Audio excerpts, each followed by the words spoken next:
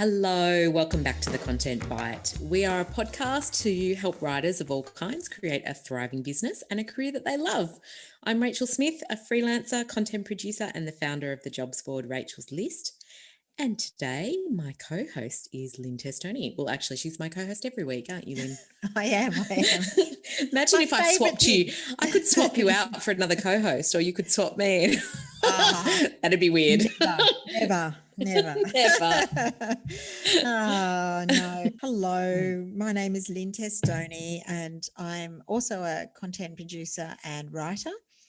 And this week we're doing something a bit different, aren't we, Rach? We are. Look, it's a little bit of fun and it's a little bit of griping and grumbling. In a positive way. Yes, it's all those things. We're going to talk about all those things that you should never say to a creative person, a writer, copywriter, journalist, Yep. Editor. Oh, yes. Even a photographer, or graphic designer, we all have the same gripes, really, don't we? Yes. And we did a little call out in the Rachel's List Gold group, which is our private community on Facebook. The thread just exploded, didn't it? It did. The floodgates opened. This really resonated with our community, and I think it was really fun. And it made me laugh all day. Actually, it was whinges, but we all went, "Oh yes, we got it. Yeah, definitely." It was a good read. It was a good read. Yeah, so we're going to talk about some of those things that you should never say. Well, actually, this is a very good one for clients and editors to listen to, but they probably won't. It'll just really be freelancers. Yes. So, yeah. So what's your first one? My first one, which comes up so much and it's been said to me before, is, this should only take you an hour or this should only take you 10 minutes. Oh, yeah. Because I think it never, ever takes as long as they think it will take, because they're not a writer. That's why they're hiring you.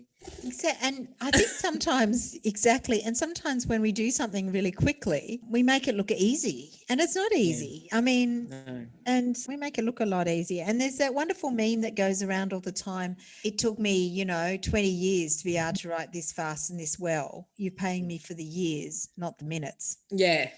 I love that. I do love that. And also I like, I can do it quickly. I do polish it up quite a bit, and I do take time, and there's a bit of due diligence, even if it's something really simple. And, basically I always say, want any old rubbish, go somewhere else. This is not what we do. Yes, exactly. So I guess my first thing is just make these small changes. Monique was one of the people on the Gold group who put this in, and I just loved it. It resonated with me. And it's just like when a client says, just make these small changes, and then they give you a whole massive page of structural changes and edits, and you think, oh my God, I'll be here all day. Yes. Yeah, I get that from a particular client, and it's always like, there are just a couple of baseline changes from the client, but it's like it's an argument that's going on in the sidebar of the piece that you've written, where three or four people are debating something you've written or adding something in and why you should add it in. Then someone will say, no, I don't agree with that. And so it can be quite hilarious looking at, all the different people that are, basically reading and editing that's one of my stuff. pet hates as well. It's very annoying. When the client starts arguing within themselves. I think Joanna said something like that in the Gold group as well. And it was like, especially it's worse with Google Docs. Have you noticed that when I've got an agency and then the client goes in, and then who's making these changes, and then the compliance team starts arguing about this against the marketing team, and it's like, oh my God, I don't want to know. The thing is, I offer 2 rounds of revisions, right? Yep. But that first round of revisions can take you like an hour or 2 hours, especially if they want you to go and hunt down new info or add in other case studies or other things. So yes. It's actually yes, it's not relevant. You have to build that into your quote. Charge for the revisions. Don't offer free revisions, because they can be substantial. Okay, so I had that one too. This just needs a quick edit. But a really funny one that I've had from time to time, from clients that are doing like major cost cutting, and they might say, "Can you just rewrite the homepage?" But nothing else. Nothing else. I just think, oh my gosh.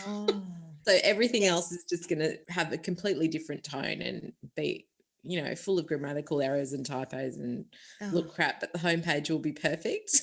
Oh, yes. Or else sometimes they'll give you something that they've written. They'll say, we'll save it because we'll write it first and you'll just have to give it a quick edit. That's the other one. And you get it and it's like, 1,500 words flow of consciousness, and they want it to be 400 words really clever and succinct. They think, oh, we've done most of the work. You just got to give it a quick edit. Oh my I think God. the phrase quick edit actually translates as complete rewrite. Yes, exactly. Oh no. Okay. Oh, and also when the client edits stuff of yours, I've had ones when they edit things and they want to make stuff and then they put in grammatical and spelling mistakes. Oh yeah. Oh my God. Or American spellings for an Australian website, or there's always clients that just love an apostrophe or love a comma, and they just sprinkle them around the copy willy-nilly without actually any regard to grammar. Have you had those? Yeah, I think it's easier sometimes if the client is amenable to changing things when it's gone up and you can say, look, there's a mistake here. Can we change it? But what's worse is when the subs or an editor has made changes to a piece and it is in print with your name on it and there's something wrong and that can't be changed. So that doesn't happen so much to me anymore. But oh goodness.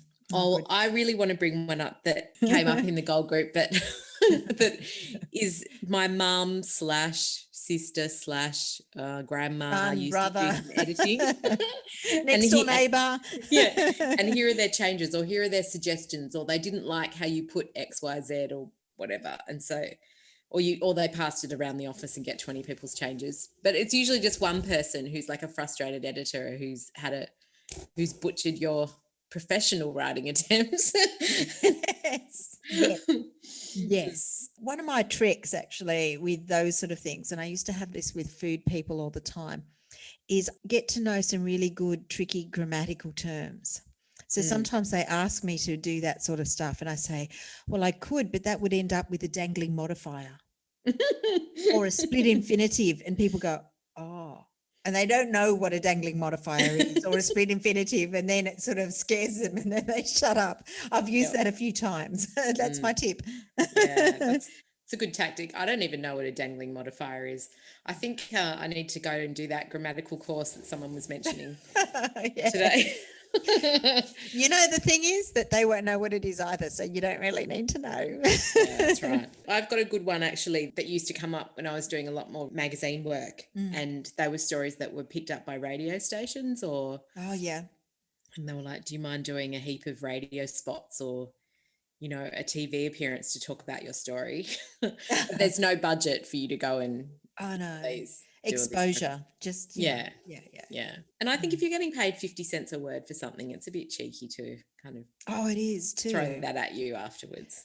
Of course, the good news is now magazines have no budget to do any sort of radio or any sort of publicity, so it doesn't happen anymore. Those sort of ideas, and you can do your own hair and makeup, get yourself to and fro. I have to say, when I did do that and I commissioned you, we used to pay you a small amount of money, didn't we? Oh yeah. Yeah, I did. You were always a very fair editor to work for. Good. Oh, nice. And I guess that sort of leads me into, I think Rebecca said, like, we'll do this for exposure instead of payment, because, that's how I pay my mortgage. That's what, Westpac will say, yeah, sure, you can pay your mortgage in exposure. Like, how does that happen? I feel like that is happening less, perhaps, because there's been this shift, a real, awareness of people not wanting to work for free and being very vocal about it, and that's slowly shifting, but it still does happen. It certainly happens for younger writers, absolutely. Writing. That's probably not us, but yeah. And if you are a younger journo or a younger writer just getting your foot in the door, sometimes you do need to write for free a few times just to get some clippings so that you can get some paid work. But once you have a few, I would stop doing it. Yeah, only a couple. And the other thing is that it never leads to paid work. If you do free work, that company will never turn around and start paying you. Oh, it's like the company that will say, if you do this project for free, there's budget for the next one. Yeah, never is. Never do that. Don't do exactly. Just run They'll if someone just go says to that to another you. sucker next time and ask them. The other Yeah. one that used to be, it's less common now, but is startups. When they'd want to Yes. pay you, startups always have no money. Unfortunately, they seem to get a lot of money working for a startup, but they don't want to pay anyone else. And the other thing is sometimes they want you to do work for equity. Oh, a startup that can't pay you and wants you to work for equity always goes bust, and there's never any equity at the end. Yes. I love what Beck said about the exposure thing. Like you could just throw a line back saying, yes, of course, my bank accepts exposure in lieu of cash for mortgage payments. Yeah, exactly. Doesn't happen. Or you could say people die of exposure. Just yes. Oh, that's nice. I like that. Yes. I guess also the other one is when the client doesn't know what they want. You know, those ones that then won't do a briefing form, they don't know what they want. I think a different Rebecca said on the Gold Group, I love this, like client says, not sure what we're looking for here, but see what you come up with. Me, come up with something. Client, not that.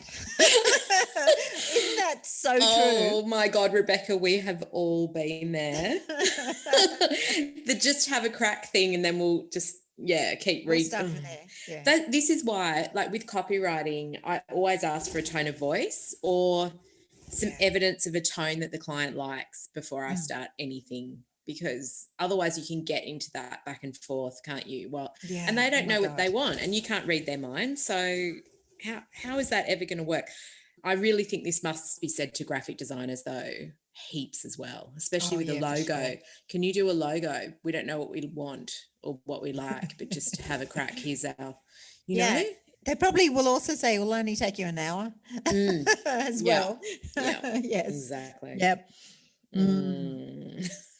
Okay, well, I've got a good one. Yes. I think this came from Alex in the Gold Group, and it is a huge red flag. It's when you provide a quote to the client and they basically, try and negotiate you down, but they say that your quote is 1,000. They'll come back and say, okay, I got your quote, but what can you do for half that? So you might have a scope of work and you've quoted on that scope of work and suddenly the client's like, no, I just want to pay half that. So the whole thing has to be recosted and you've got to redone. Such a pain. Anyway. I think one of the ones I find really hard is those ones that are super urgent. And I know you get this in Rachel's list, like somebody wants some staff super urgently, but I find those sort of clients that say, I've got one client who sort of emails me, said, there's this really urgent article, can you do it? And I'll probably need to turn around within 4 days. And I think, yep, okay, I can do that if I move, blah, blah, blah.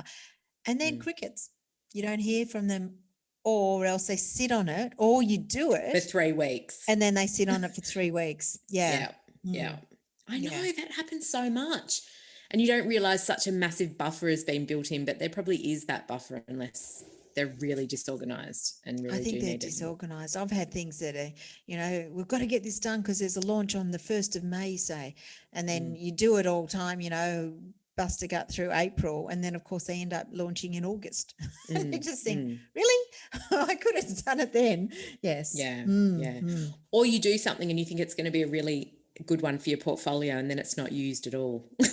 Oh yeah, yes. I've had a few internal arguments and then it never gets done. Or I've actually had people come back to me and I said, you never ran that. And they went, clients that lose things. When you send them stuff and they say, that's great, they pay you, never gets run. And then they say, can't remember that at all. I think. Oh, didn't that come up in the Gold Group about clients saying, I never got your invoice? Like they get all your other emails, they never get your invoice. Funny, that's the only email that went missing. But Yes, yeah. Well, I really liked Emma's one, which was, this needs to change, but we don't know how. Like we don't actually. So just read our mind and figure it out, sort of thing. Yes. I've also had ones where clients have said, this is all wrong. I don't like it at all. And it turns out it's just because 2 words. Or I have one client who doesn't like hyphens. So if ever I put a hyphen in, she gets really stressed. So now I go through and take out hyphens, and I have to admit that I'm somebody who puts in a bit too many hyphens. So I do take them out, but she gets I quite like such a flurry. hyphen. I like do a like hyphen. a hyphen. Yeah, and it also works well on the web because it breaks up copy nicely. But yes, she doesn't like it. So yes, but she gets very stressed with lots and lots of mistakes. But it turns out she just wants me to remove hyphens. Yeah, I think it can be a real red flag if you get a client that doesn't know what they want, doesn't want to fill out a brief, because you're going to get that again, aren't you? Them coming back and saying, this needs to change, but I actually don't know how, or, you know, kind of that's your department and leaving it in your lap. And yeah, that's when you get massive scope creep and the project doesn't become viable for you at all. Yeah. The other one is like I think Rashida said, which I loved, just can you just copy what our competitors do? And yeah, like, you know, and I've often been asked to just cut and paste stuff off the internet, you know, because that's, you know, have you been asked to do that? Yeah, it's all out there. Cut and paste it off the internet. Again, I think that's one that probably designers get a lot. Here's a logo we like. Can you just change it a bit and copy it and make it our logo? Yeah. And also and photographers and stuff, images from Google. Like when people just like drag an image off Google and think, oh, you can use it. And of course it's like, you know, Annie Leibovitz. And to say, or I did work for a company that I used to use this amazing photographer who did really good celebrity photos. He was really good. He was probably one of the best in Australia. And I worked with an editor who didn't want to use him because she decided he was too expensive, but she'd want to get cheaper photographers, but use his shots as reference. So can you just copy his style? Because we want to pay, you know, and I just think, no, not how it works. No. Oh dear. Yeah, and that's sort of like that. We want amazing copy, but we have no budget. Yeah, that budget thing is always a nightmare. Yeah. Oh, this is one of my favorite ones. I actually can't remember who said it in the Gold Group. And I've actually had this said to me as well. And I know it's been in a couple of jobs on Rachel's list. A kind of thinly veiled reference to, you know, we really want to hire you, but we basically want to hire you to train up our interns and our junior staff to do what you do. Or some clients will just say openly, can you just train up our staff to, you know, to write the way you do, so we can, you know, let you go and just pay the staff. I once had I worked for a company and then they had quite a decent marketing budget and I was doing a lot of the marketing. I was doing the marketing and then they just cut the budget by, I think something like 2/3. And I said, well, this is a bit ridiculous. If you want this, you might as well just get an intern to do this. And then anyway, the next week they gave me my notice and hired an intern. Oh my God. But even saying that to a professional, do they even realize how insulting that is? Just saying that. I just went, okay, fine. I did say I did. Did they ask you to train the intern? Oh, yeah, maybe. But I didn't. Yes, but that's okay. Yeah, I sort of think it's interesting. I have had a couple of editors who want all my contact books, which is another thing, you know, like for experts or photographers or all that sort of stuff. And sometimes I can share it because I also know that the photographers won't just work for anyone.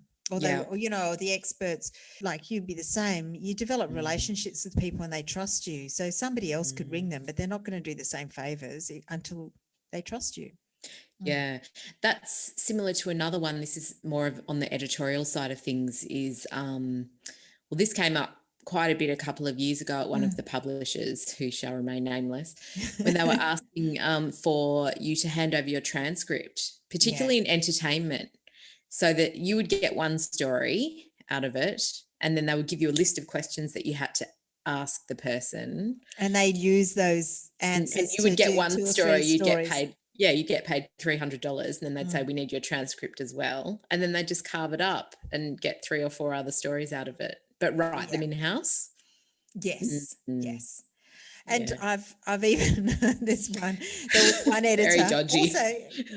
Also nameless. I had a friend who's a stylist and she found an amazing house and thought this is really good, pitched it to the editor who sat on it for a long time. And then randomly she got a call from the homeowner to say, oh, they came and shot it last week with their own in-house stylist. Oh my Yes, because they didn't want to pay this stylist fees or whatever. They wanted to use, and a junior stylist. So yeah, they did that, and that happened. That has happened a few times. And did you get to write it, or no? So you didn't get to write it up? No, and the stylist didn't get it, and I just think, that is just the height of cheek, isn't it? That's on a par with taking a really good idea and giving it to a staffer. Yeah, a good story pitch. That happened a few times. However, you know that it's very short-sighted, because there's a point when people don't bring you good ideas after. You don't only it only happens once. Never bring good ideas back to that editor and don't work for it. And then also, we all talk to each other. Yeah. People don't realize, I mean, people laugh about how small the industry is, but we all talk to each other. We know. People have told me those stories. I know who not to do that with, or who not to work with again. Yeah. We're terrible gossips, and we use it good. I think the moral of the story is you can always go into the Gold Group and just like have a rant about all these ridiculous things that are said to you by clients and editors. What's your lovely thread on Wednesdays, the Ranty Pants Wednesday? Oh yeah. Yes. People get very, very cranky in there. Sometimes they disguise the editor and we all still know who it is. That's right. Yeah. Maybe somebody says, oh, is it? Yes, I think I know who this is. And it's not. It's somebody else. There's more than one person doing that. Yes. Dear. Gosh, well, so many stories. Yeah. And it might have been a bit depressing for anyone listening. No, I see it all as... But it's all a learning curve. And then once you... learning curve. Yeah. It's just about managing it when these kinds of things are said to you, and you become better at it, don't you? You do. And also it's a good reminder about being ethical, writing well, treating people with, properly, because a lot of these horror stories are people I'll never work with again, but people who are fantastic to work for. And there's so many. These editors are a real minority, as are these clients. And you stick with people, you don't burn your bridges, and you have work forever. Because, I've been doing this a long time, and I've worked with people sometimes for 20 or 30 years on and off, different places. And that's how you learn. And that's, it's about being doing all the right thing all the time. Yes, absolutely. Oh, gross. You've got your budgie crawling all over you. Ellen the budgie is out, and she just tried to eat my earphones, and then she pooed on me. So no. That might be our cue to go. She's telling you something, definitely. Well, thank you. We thought this would be a fun way to have a nice little lighthearted break in the week, and we've got some great guests coming up. So we'll be back again next week with one of them. Yes. Thanks, everybody, for listening. We'll see you soon. Bye. Bye.